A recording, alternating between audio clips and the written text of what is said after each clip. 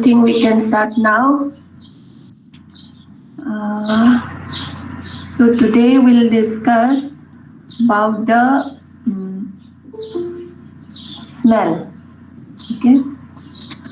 So before that, let me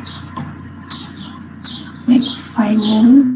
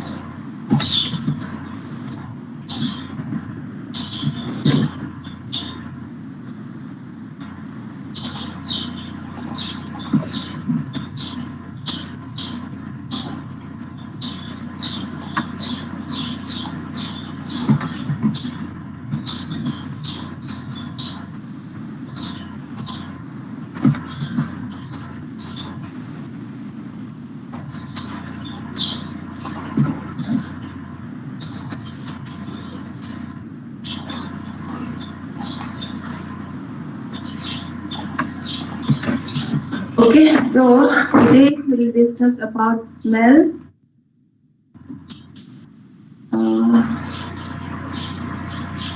Yeah, only 48 have joined so far. Anyway, we will start. It's already 9:10.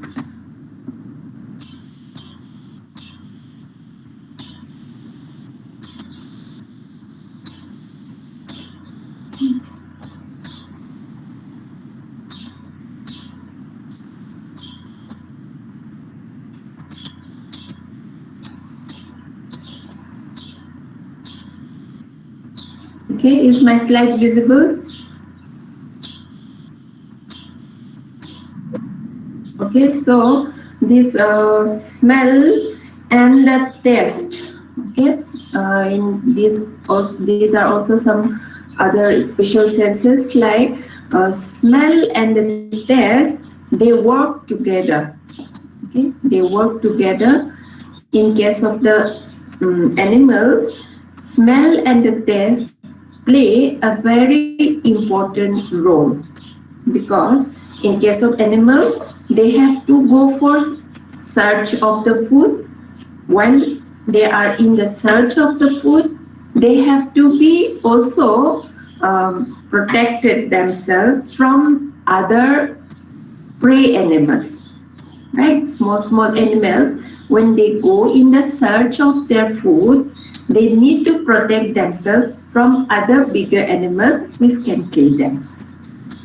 Is it true? Yes. Okay, so this is very important for animals. These two are very important senses for animals because in case of animals, the smell and the taste need to work together so as to enable an animal that he can find the food, and at the same time they also can run or they can be away from their prey animals. Okay, so they have to escape from the fight. They have to escape from the danger for meeting other bigger animals. Okay, say particularly in case of dogs, the smell is very, very strong. The sense of smell is very, very strong. Say the number of the smell cells. The sense of smell is sensed by certain kind of cells. Okay, the number of cells which can sense smell, they are much and more in number than in the much and more in number in case of dogs than in the what in case of the human beings. Okay, do you have any idea how is the you must have seen cats or dogs. They can find out any food items when you throw from even from the distance. They can easily find out. Dogs, they have very strong smell, very strong sense of smell. Okay, so for example, there are 5 million. Okay, there are 5 million cells to sense smell in case of human being, and that number is 220. Just imagine, one is 5 million in human being and it is 220 million cells. Okay, smell cells are present in the nose of a dog. Okay, that means the bird's area of the smell organ, the number of the smell receptors present in the dogs are much and more higher in number. Okay, so it consists of the olfactory, okay, the olfactory and the taste system, okay. They Ma'am, the next slide is not visible. I have not, yeah, slide is not visible. Ma'am, next slide. No, I'm just explaining. I have not gone to the next slide, okay? You listen, okay? Just listen for some time. I'm on this slide only, but you listen, okay? I have not written down. You listen. These are from the books, okay?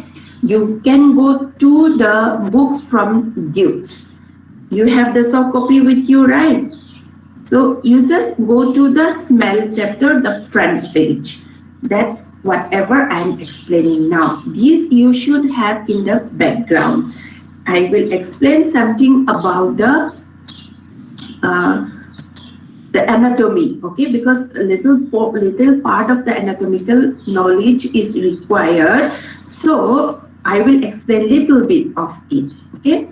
So this olfactory means the smell, okay, and taste, taste I will not discuss today, but we will discuss in the next class.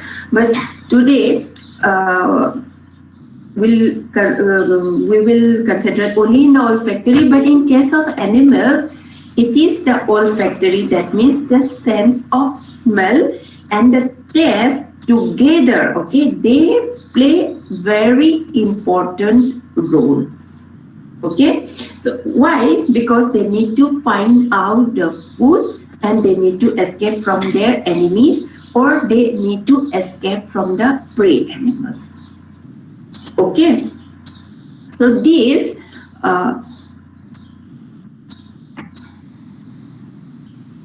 where is the sense of this smell organ located?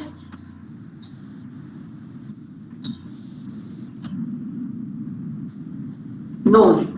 Okay, anyway, again in the nose. So there are this smell is mediated by several distinct sensory systems. Okay, two most important one is the main olfactory system and the other accessory olfactory system. So in the main olfactory system, the receptors, do you understand receptors? These are the cells which are going to receive the sense. Okay, so there is the receptors. They are in the dorsocaudal portion of the nasal cavity. One is on the dorsum and the caudal portion of the nasal cavity, those receptors located on the dorsocaudal portion of the nasal cavity. And another group of the olfactory system, they are the accessory olfactory system, and those receptors are present in the vomeronasal or Jacobson's organ located near the external nares. What is the meaning of these external nares? Nasal external opening, okay, the nasal opening. So the accessory olfactory system consisting of the receptors, they are present near around the external nares. Okay, so in this, how it is possible is that you go through this picture. The next picture is visible. Next slide is visible. Okay, so this is a lateral view of the olfactory neurons, the phyla of olfactoria of the olfactory nerve, the olfactory bulb, and the olfactory tract. How they are located? See, those receptors, the olfactory cells, they are going to act as the receptors. Where they are present mainly in case of the main olfactory system, they are present on the dorsocaudal portion of the external of the nasal cavity. Okay, so this is the nasal cavity epithelium, the mucosa of the nasal cavity, and this is the epithelial lining of the nasal cavity. It is having what? Numbers of sense cells. They are called the olfactory cells. These olfactory cells, these are nothing but the nerve terminals. Okay, so these are the nerve terminals, and they are going to act as the olfactory cells, and they are all present throughout the olfactory epithelium in the nasal mucosa. Okay, on the on the nasal mucosa. Okay, so they are bipolar cells. So they have one dendrite. Okay, each of these olfactory cells, they have a single dendrite over here, and each of the dendrites are having olfactory bipolar neurons. Okay, the dendrites of the olfactory bipolar neurons bear 10 to 20 short cilia. That means this is a bipolar neuron, and this is one dendrite, and this is the body of that neuron. This is the axon terminal, this is the dendrite. And each dendrite over here, and each dendrite over here, each dendrite over here will be having finer projections. They are called the cilia, the hair-like structures. Okay, how many? 10 to 20 short cilia. Okay, so these cilia will be getting the presence of the smell molecules. Smell, how it is going to come? The smell is nothing but a chemical substance which is dissolved in the air, mixed in the air. It will be entering into the nose, into the nasal cavity, and then they will get in attachment with these 10 to 20 cilia present on one dendrite. There will be another dendrite, there will be another dendrite. Okay, then what happens? The binding of those smell molecules, specific kind of smell molecules are going to bind with the cilia, okay, and going to lead to the response of this neuron in a specific way. That means different smell molecules is going to combine with different parts of the cilia, different portions of the cilia. That way, the way they bind is different for different smell molecules. That way, different binding pattern is going to produce different response in this neuron. Okay, so this neuron is going to respond differently for different kinds of smell particles. Okay, so now the axon, okay, this axon will carry the message. This axon is now going to respond a message. How this axon will now, okay, one axon, another axon, then another axon. Okay, a number of the axons. Okay, number of axons from the olfactory cells, okay, they will now enter into the foramen of the cribriform plate. They will enter into the foramen of the cribriform plate, and then they will join the olfactory bulb. Okay, where these axon terminals will synapse with the tough cells and the mitral cells. Okay, the mitral cells and the tough cells which are present in the olfactory bulb. Okay, now this olfactory bulb will continue. This will be having the nerves, okay, all the nerve terminals of the olfactory nerve. And now this olfactory nerve will respond as per the message carried from here to here, as per the synapse over here in the olfactory bulb. Is it okay up to this? Yes. Okay. So the olfactory cells, they are bipolar neurons. That means one dendrite over here and the one axon over here. And dendrite is having 10 to 20 cilia, and cilia will be able to bind with the smell molecules. Once the smell molecules bind with the dendrite, there is specific pattern of binding leading to the specific response by the neuron. Now this neuron will convey the message to its axon. Many axons of these olfactory cells will pass through the cribriform plate in the ethmoid bone and join the olfactory bulb. Okay, and in the olfactory bulb, the axons will synapse with the mitral cells and the tufted cells. If some excitatory responses are produced after the synapse, then the olfactory nerve is going to convey the message to the olfactory lobe.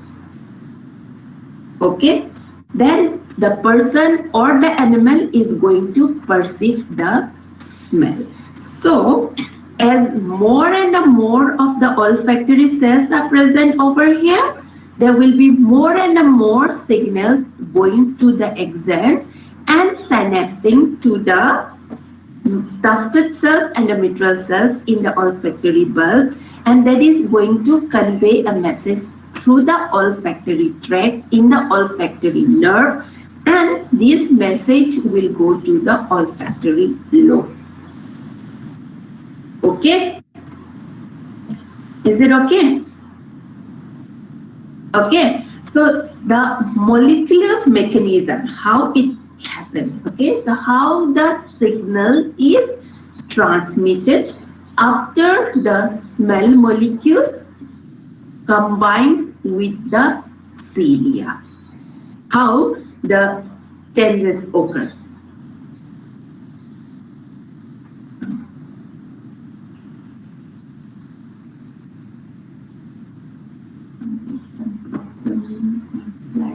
Anyway, so this figure is showing how the signal is transmitted. Okay, so you see here, this is one cilia. Out of 10 to 20 cilia, this is one single cilia, and it is having the receptor for the smell molecule. That is the odorant molecule, and it is having the receptor in the form of a protein. That is the receptor protein of this cilia, and also the epithelial cells, the glands of the nasal cavity also secretes a protein called ZOLF protein. And this, by binding of the smell molecule to its receptors, it combines also with the Z protein. Then what happens? It converts the ATP to cyclic AMP. Okay, in the presence of adenylyl cyclase, AMP, cyclic AMP. Okay, see cyclic AMP.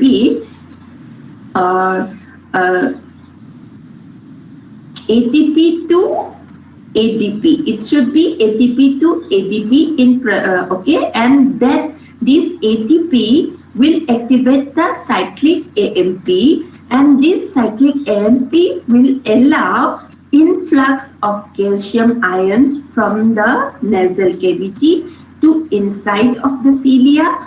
Okay, then these in higher higher calcium ions. That means the positive ion concentration inside this cilia will increase. So this cilia is also a part of the nerve, right? The dendron. So this will lead to the increase in the membrane potential of this cilia. Okay. Side by side, this increase in the cyclic AMP and increased calcium concentration will allow the efflux of the chloride ion to the outside. So there is addition of positive ions inside and removal of chloride ions outside. Due to this, the resting membrane potential of this cilia will increase. Okay.